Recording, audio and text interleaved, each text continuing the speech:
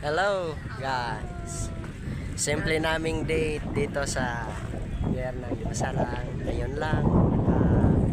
Ngayon na naka timing. Yan. Yan, tingnan. Oh.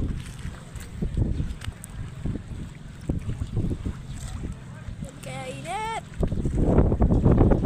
Kahit napaka init sa araw na ito. Okay. Medyo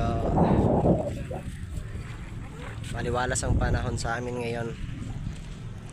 Dito po sa lugar ng Dimasalang. Ito po yung yan po ang wheat market na bago itinayo. Malapit na pong matapos at malapit na pong magamit yan mga kaibigan. Yung dry market po doon sa kabila yun.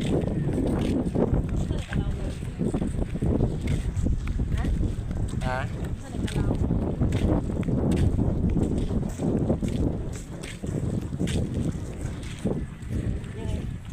Lawa mo na siya. Tuloy rin. Han. Ay pag-distansya. Ay pag-distansya.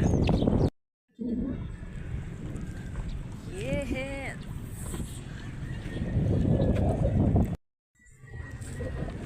Pwede naman bisita din guys.